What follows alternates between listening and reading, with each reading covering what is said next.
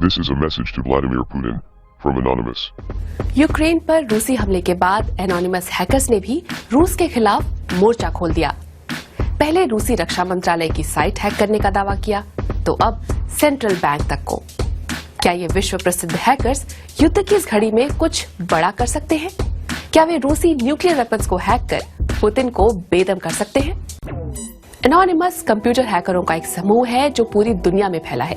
इन्हें आप हैकिंग करने वाले एक्टिविस्ट यानी हैकटिविस्ट कह सकते हैं। ये कब और कहां से किसके खिलाफ क्या करते हैं, इसका ठीक ठीक पता लगाना लगभग नामुमकिन है।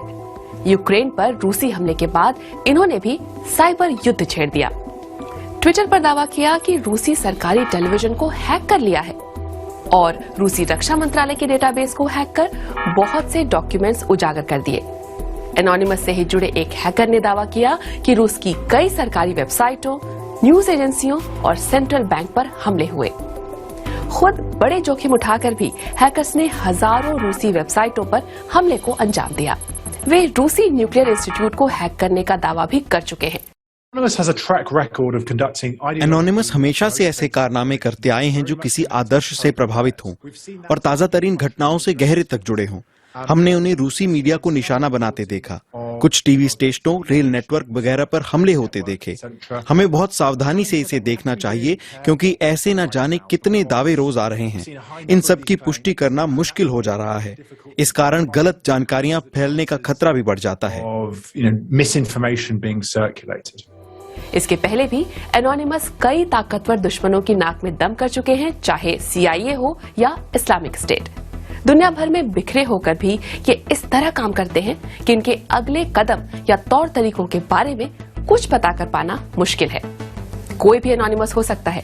इनसे जुड़े जर्मन हैकरों ने रूस पर हमले के पीछे एनोनिमस की मंशा को साफ करते हुए एक ब्लॉग में लिखा है, ये कार्रवाई रूस के लोगों के खिलाफ नहीं है, इसका निशाना रूसी सैनिक तक नहीं है, ये ऑपरेशन पुतिन के खिलाफ है और उनके नियंत्रण वाले सरकारी तंत्र के। हैकर्स बताते हैं कि उनका सबसे अहम लक्ष्य यूक्रेन और उसके बुनियादी ढांचे को रूसी साइबर हमले से बचाना है और इस सब के दौरान रूसी IT मशीनरी को उलझाए रखना है ताकि वे यूक्रेन या पश्चिमी देशों में कोई नुकसान न पहुंचा पाए। एक होता है डिनायल ऑफ सर्विस अटैक।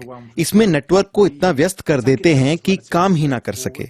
इस तरह का हमला करना भी बहुत कठिन नहीं है, लेकिन मुझे लग रहा है कि इस पूरे ऑपरेशन का मकसद तकनीकी बारीकियां दिखाना है भी नहीं, ना ही तकनीकी रुकावटें डालना, बल्कि इसका ज्यादा असर सोच और सांकेतिक तौर पर होता है।